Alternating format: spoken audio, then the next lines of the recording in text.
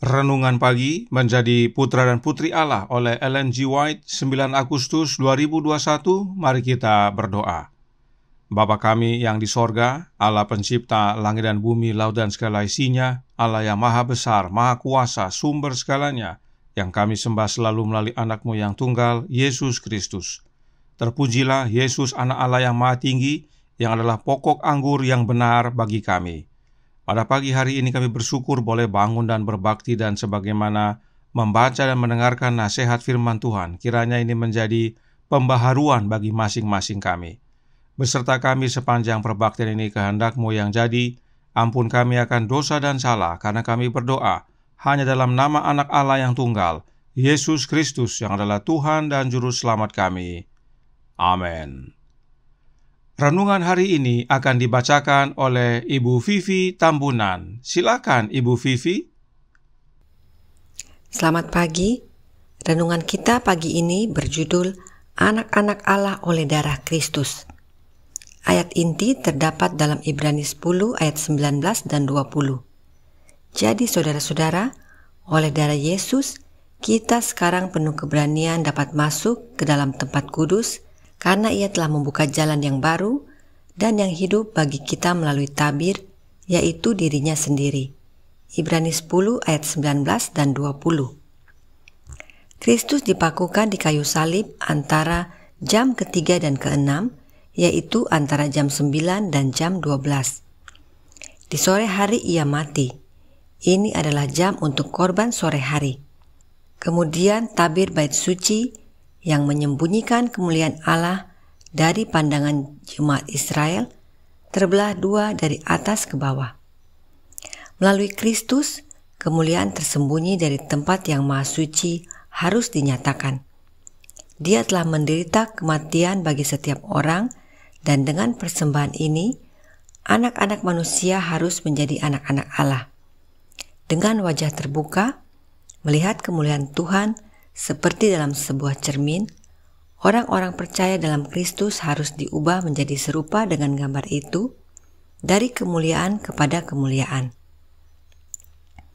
Tutupan grafirat yang di atasnya kemuliaan Allah hinggap di tempat yang maha suci, terbuka bagi semua orang yang menerima Kristus sebagai pendamaian bagi dosa, dan melalui perantaranya, mereka dibawa ke dalam persekutuan dengan Allah. Tabir itu koyak, dinding pemisah dirubuhkan, serta utang dengan segala syaratnya dibatalkan. Oleh darahnya, permusuhan dihapuskan. Kisah sederhana tentang salib Kristus, penderitaan dan kematiannya bagi dunia, kebangkitan dan kenaikannya, pengantaraannya untuk orang-orang berdosa di hadapan Bapa, menundukkan dan menghancurkan hati yang keras dan berdosa, dan membawa orang-orang berdosa kepada pertobatan. Roh Kudus mengatur hal ini di hadapannya dalam terang yang baru, dan orang yang berdosa menyadari bahwa dosa pastilah kejahatan yang luar biasa, sehingga menuntut pengorbanan yang demikian untuk menebusnya. Betapa hebatnya dosa itu, bahwa tidak ada obatnya selain kematian. Anak Allah dapat menyelamatkan manusia dari konsekuensi kesalahannya. Mengapa ini dilakukan bagi manusia? Itu karena Allah mengasihinya dan tidak mau ada yang binasa, tetapi semua harus bertobat, percaya pada Yesus sebagai juru selamat pribadi, dan memiliki kehidupan yang kekal. Terima kasih, Tuhan memberkati. Terima kasih atas penata layanan Ibu Vivi. Tuhan Yesus memberkati. Selamat pagi saudaraku dalam Tuhan. Nabi Yesaya menuliskan yang berikut ini. Yesaya 59 ayat 2 yang berkata, "Tetapi yang merupakan pemisah antara kamu dan Allahmu ialah segala kejahatanmu, dan yang membuat Dia menyembunyikan diri terhadap kamu sehingga Ia tidak mendengar ialah segala dosamu." Jadi, oleh karena dosa, manusia menjadi terpisah dari Allah. Namun Alkitab berkata dalam Lukas 3 ayat 38 yang berbunyi, "Anak Enos, anak Set, anak Adam, anak Allah."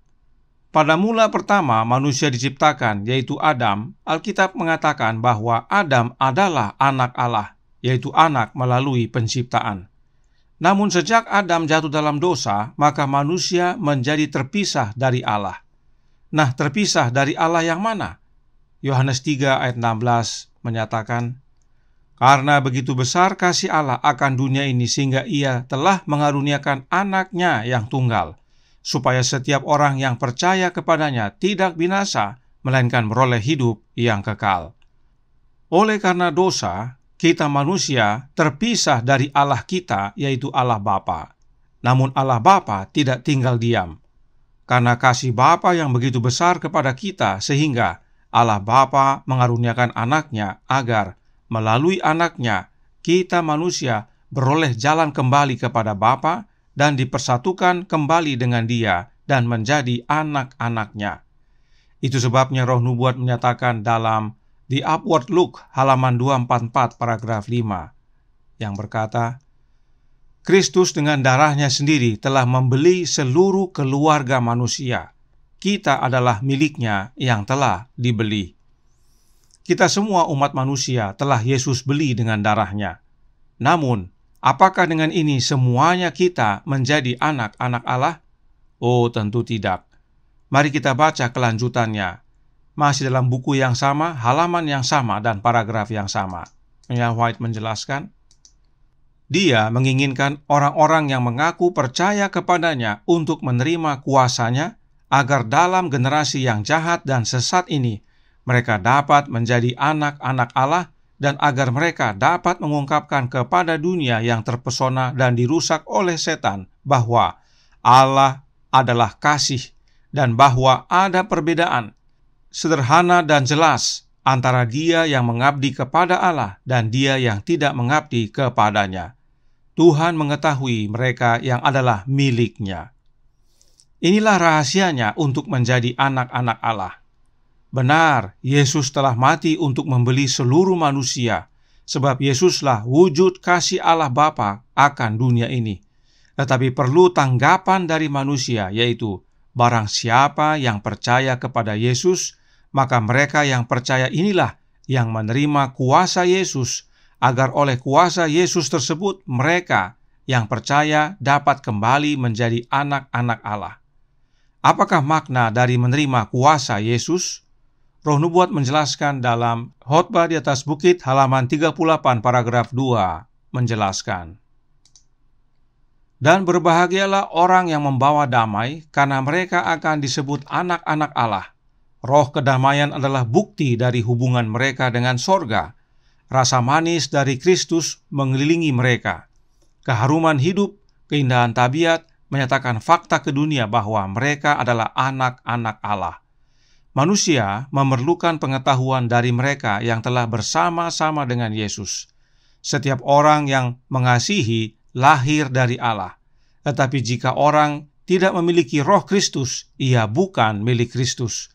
Tetapi semua orang yang dipimpin Roh Allah adalah anak Allah." 1 Yohanes 4 ayat 7 dan Roma 8 ayat 9 dan 14. Inilah makna kuasa Kristus tersebut, yaitu Roh-Nya. Oleh Roh Kristus kita menjadi anak-anak Allah. Itu sebabnya White menggabungkan ayat 1 Yohanes 4 ayat 7 dan Roma 8 ayat 9 yang berkata, "Jika orang tidak memiliki Roh Kristus, maka ia bukan milik Kristus." Artinya, penting sekali untuk memiliki Roh Kristus tersebut. Dan dengan memiliki Roh Kristus, kita dipimpin oleh Roh Allah, sebab Roh Allah, yaitu Roh Bapanya, ada di dalam Yesus dan Roh Yesus di dalam kita. Maka dengan sendirinya, Roh Allah di dalam kita melalui kehadiran Roh Anak-Nya. Mereka yang memiliki Roh Allah inilah yang disebut anak-anak Allah. Inilah kuasa yang Yesus berikan, yaitu Roh-Nya, agar melalui Roh-Nya kita menerima Roh Allah dan menjadi anak-anak Allah.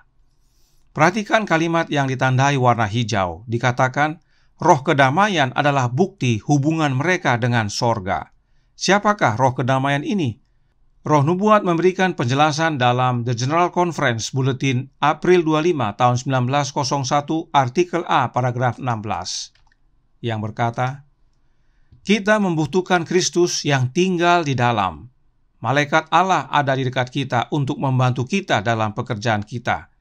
Kita adalah rekan sekerja dengan Allah dan kita membutuhkan Roh Kristus. Mari kita berjalan dengan Kristus dan kemudian kita akan selalu berhubungan dengan sorga. Roh Juru Selamat yang manis akan memenuhi hati kita, memungkinkan kita untuk saling membantu. Roh kedamaian itu adalah kehadiran Kristus itu sendiri, sebab saat kita berjalan dengan Kristus, kita akan selalu berhubungan dengan sorga.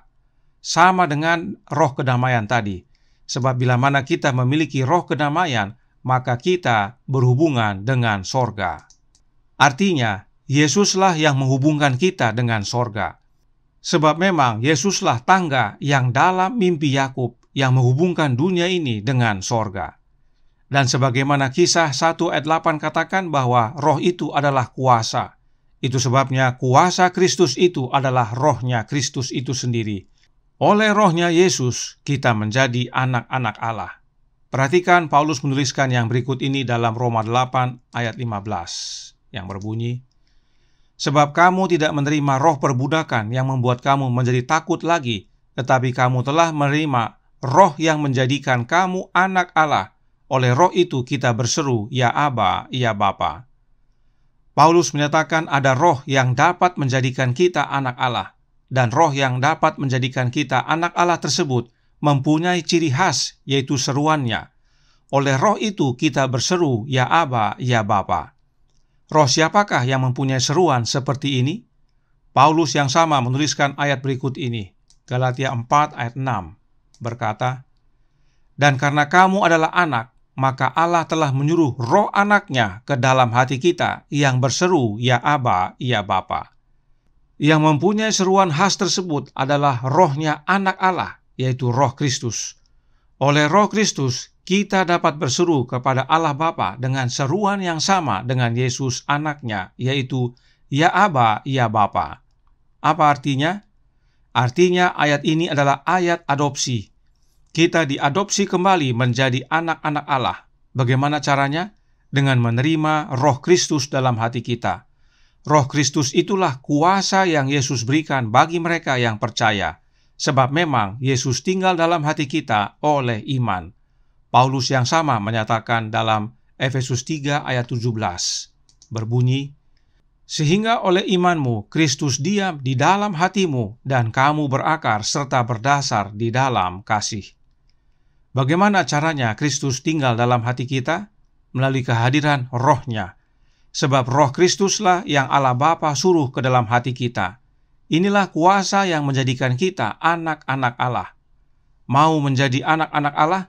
Terima roh Kristus dalam hati kita.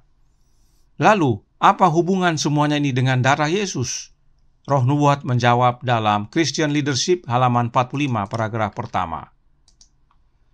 Kristus harus berdiam di dalam hati orang itu, sama seperti darah harus ada di dalam tubuh dan beredar di sana sebagai kuasa yang menghidupkan. Inilah hubungannya. Darah itu adalah kuasa yang menghidupkan dalam tubuh kita. Demikian juga dengan Kristus, yang adalah roh yang menghidupkan. Jika Kristus tinggal dalam hati kita, maka rohnya kita terima menjadi kuasa yang menghidupkan, yaitu kuasa yang menjadikan kita anak-anak Allah. Karenanya, jangan lupa, Selected Messages buku pertama halaman 228 paragraf 4 menyatakan, hanya melalui Dia kita dapat menjadi anak-anak Allah. Kepada semua orang yang percaya kepadanya, Dia memberikan kuasa untuk menjadi anak-anak Allah. Siapakah Dia di sini? Yesus Kristus. Hanya melalui Yesus kita dapat menjadi anak-anak Allah. Tidak ada jalan yang lain. Hanya melalui Yesus Kristus. Dan bagi mereka yang percaya, Yesus memberikan kuasanya, yaitu rohnya. Sebab oleh roh Kristus, kita dapat berseru, memanggil Allah Bapa dengan seruan yang sama dengan anaknya, Yesus Kristus. Ya Aba, ya Bapa. Tuhan memberkati, saya bawa dalam nama Yesus. Amin. Mari kita berdoa. Bapa kami yang di sorga, Allah pencipta langit dan bumi, laut dan segala isinya, Allah yang maha besar, maha kuasa, sumber segalanya yang kami sembah selalu melalui anak-Mu yang tunggal, Yesus Kristus. Terima kasih atas kebenaran indah pagi hari ini. Kami manusia berdosa yang telah terpisah dengan Engkau ya Bapa, dapat kembali menjadi anak-anak-Mu. Dan hanya satu jalan untuk kami dapat kembali untuk dipersatukan dengan-Mu, yaitu anak-Mu yang tunggal, Yesus Kristus. Yesus yang adalah anak Allah telah mati bagi kami, membeli kami semuanya. Dan oleh darahnya kami beroleh jalan masuk kepadamu, menjadi anak-anak Tuhan. Dan ini dengan cara menerima roh anak Allah dalam hati ini. Karenanya curahkan roh anak-Mu ya Bapa dalam hati ini, kehendak-Mu yang jadi. Ampun kami akan dosa dan salah, karena kami berdoa hanya dalam nama anak-Mu yang tunggal, Yesus Kristus yang adalah Tuhan dan Juru Selamat kami. Amin.